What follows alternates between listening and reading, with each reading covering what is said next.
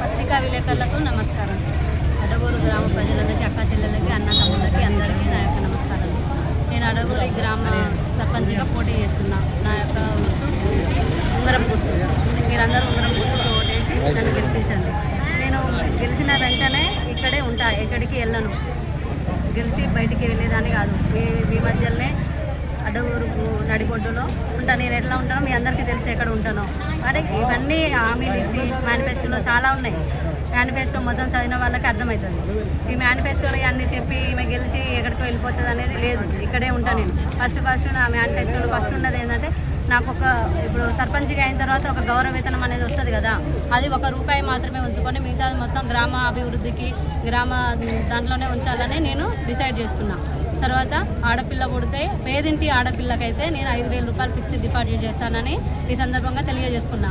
తర్వాత బతుకమ్మ పండుగ వచ్చిందంటే అందరూ ఆడవాళ్ళు మస్తు ఇబ్బంది పడుతున్నారు. బతుకమ్మ ఘాట్ అనేది లేదు, అక్కడికి లైటింగ్ లేదు, చాలామంది ఇబ్బంది పడుతున్నారు. అది ఒకటి చేస్తానని చెప్పినాం. మోరీలు ఉన్నాయి. మోరీలు కూడా చాలా ఏరియాలో నేను తిరుగుతున్నా కదా, చూసిన చాలా దిక్కులా కూడా అందరూ అదే సమస్య చెప్తున్నారు. మంచినీటి సమస్య ఒకటి, మోరీల సమస్య ఒకటి. ఇప్పుడు మెయిన్ లైన్ కూడా డ్రైనేజ్ ఒకటి ఉంది. మన అడగూరు మండలం అయినట్టే కానీ ఇప్పుడు ఇన్నేళ్ళు అవుతున్నా కూడా కొంచెం కూడా అభివృద్ధి చెందలేదు. మరి జనానికి మాత్రం అర్థం కావట్లేదు. మన మండలం ఎందుకు అభివృద్ధి కావట్లేదు అనేది అర్థం చేసుకొని జనం కొంచెం ఒక మంచి నాయకుడిని ఎన్నుకుంటే మనకు మంచి పనులు చేశాడు అనేది వాళ్ళు గ్రహిస్తే మంచిదని నేను కోరుకుంటున్నాను. పబ్లిక్ టాయిలెట్స్ ఇప్పుడు సంత అయిందంటే పబ్లిక్ టాయిలెట్స్ చాలామంది ఇబ్బంది పడుతున్నారు. నేను నా షాప్ ఇక్కడే ఉంది కాబట్టి అక్కడికి వచ్చి చాలామంది కూడా అడుగుతున్నారు. చాలా బాధ అనిపిస్తుంది నాకు. ఎందుకంటే అడగలేని వాళ్ళు కూడా ఉంటారు, అందరూ అడగగలరు కదా. అందుకే పబ్లిక్ టాయిలెట్స్ అసలు మన మండలం అయిందా ఏంది, అసలు ఇది మండలమేనా అన్నట్టుగా ఉంది మన అడ్డగూరు పరిస్థితి. అదొకటి గమనించాలి. ఫస్ట్ మా మండలమైనా కూడా ఏం అభివృద్ధి అనేది లేదు. చాలా ఏరియాలలో మొత్తం మోరీలు అన్ని వాటర్ బయటకే వస్తున్నాయి. మరి నేను తిరిగి చూసిన పబ్లిక్ టాయిలెట్స్, డ్రైనేజ్, కోతులు మాత్రం కంపల్సరీ అది నా సొంత ఖర్చుతో చేస్తాను. ఎవరితో ఏం సంబంధం లేకుండా చేస్తా ఖచ్చితంగా. ఎందుకంటే కోతుల బెడద చాలా ఉంది. రోడ్డు నుంచి మేము వస్తుంటే కూడా బండి మీద అవి కోతులు మనుషుల మీదకే వస్తున్నాయి. కుక్కలు, కోతులు, ఇవన్నీ చేస్తా. ఇవన్నీ చేయకపోతే నన్ను అడగడానికి కూడా ప్రజలకు హక్కు ఉంది. ఖచ్చితంగా వచ్చి నన్ను ఇక్కడ నిలదీయొచ్చు. మీరు సెంటర్లో నిలబెట్టి, నేను సెంటర్లోనే ఉంటాను, ఎక్కడికి వెళ్ళను. గుర్తుకే ఓటేసి, అమూల్యమైన ఓటేసి గెలిపించండి. ఉంగరం గుర్తుకే, ఉంగరం గుర్తుకే.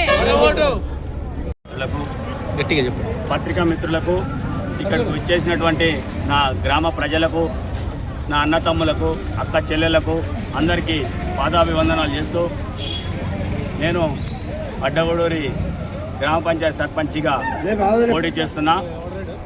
నా గుర్తు ఉంగరం గుర్తు. ఉంగరం గుర్తు మీద ఓటేసి భారీ మేయర్తో గెలిపించాలని చెప్పి ప్రజల్ని కోరుకుంటున్నా. అదేవిధంగా నేను మన అడ్డగూడు గ్రామానికి చేసే పనులు మొత్తం నేను ఒక మేనిఫెస్టో విడుదల చేసిన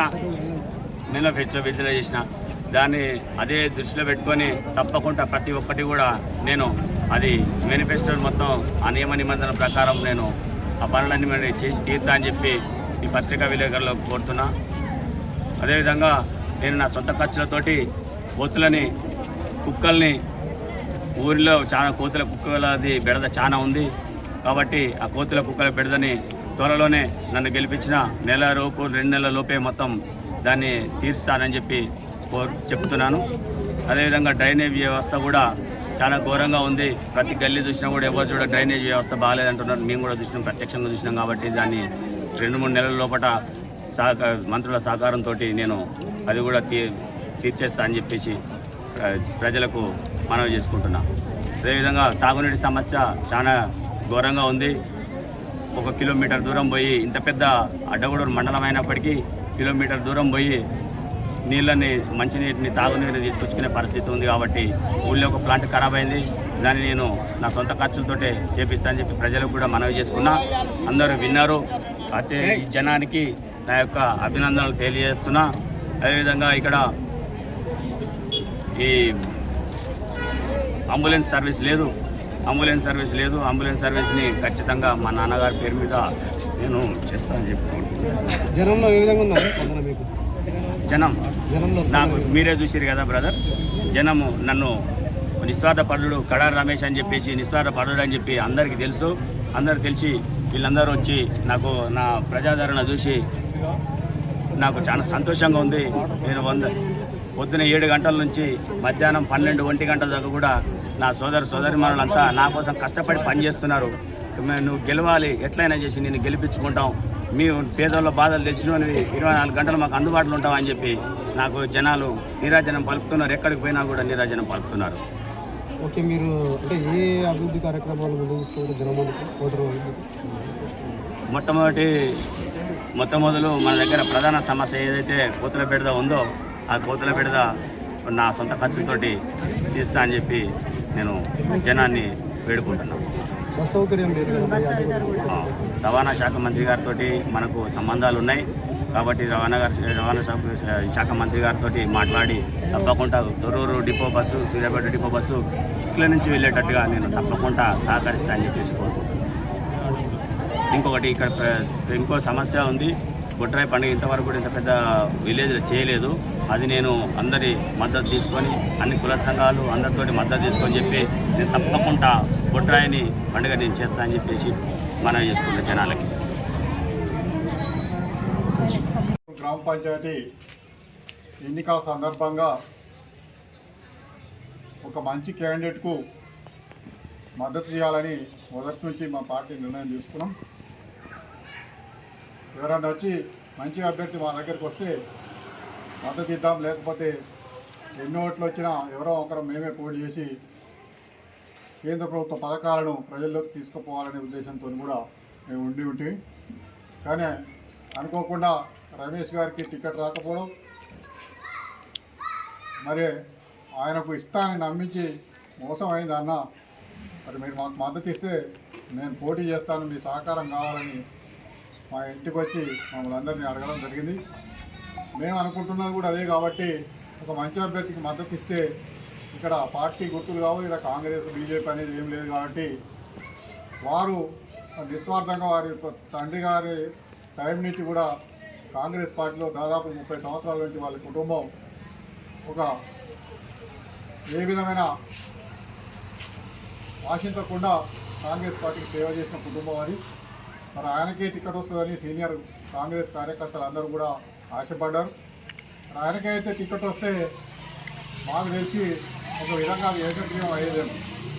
అందరిని మాట్లాడి ఒక పార్టీ మద్దతు ఇస్తుందంటే ఇంకో పార్టీ కూడా ముందుకు వచ్చి ఏకగ్రీవం అయ్యే అవకాశాలు కూడా మరి మెండుగా ఉండే. దురదృష్టవశాత్తు మరి ఒక తప్పుడు నిర్ణయం ద్వారా ఇక్కడ ఎన్నికల వాతావరణం వేడెక్కడం జరిగింది. ఇంత ఖర్చు మరి ప్రజల ద్వారా పెట్టుకోవడానికి అభ్యర్థులు నానా ఇబ్బందులు పడడం మనందరికీ తెలిసిన విషయం. కాబట్టి మేము ఎందుకు మద్దతు ఇస్తున్నామంటే రమేష్ అనే వ్యక్తి ఈ సర్పంచ్ పదవి మీదనే ఏదో సంపాదించాలనే ఉద్దేశం అతనికి లేదు. ఎందుకంటే వాళ్ళ కుటుంబం, వాళ్ళ అన్నదమ్ములు కూడా ఉద్యోగస్తులు. ఒక ఆయన గెలిచాడు, ఒక ఆయన తర్వాత టీచర్, ఇంకొక ఆయన మరి సెక్రటరియట్ లెవెల్లో అసిస్టెంట్ ఆఫీసర్గా ఉన్నాడు. కాబట్టి వాళ్ళకు ఏ విధమైన ఆర్థిక ఇబ్బందులు లేవు. కాబట్టి వారు ఏదైతే హామీ ఇచ్చారో ఆ ఆడపిల్లలకు 5,000 అనేది మరి 5 సంవత్సరాలలో ఆయనకు 60 నెలలు ఉంటాయి. 60 నెలలలో ఆ 6,000 రూపాయలని ఆడపిల్లలు బతకడానికి అవకాశం ఉంది. కాబట్టి దాన్ని కూడా మేనిఫెస్టోలు పెట్టి సొంత ఖర్చుగా ఆయన జేబులకి పెట్టి పెట్టకుండా వచ్చినాటిని మరి యువకుల గ్రంథాలయాలకు కానీ జిమ్ సెంటర్కి కానీ ఆ జీతాన్ని కూడా గ్రామస్తులకే ఉపయోగిస్తానని కొన్ని అభయం మాకు ఇచ్చింది. కాబట్టి ఆయనకు మేము బేషరతుగా మద్దతు ఇచ్చాం.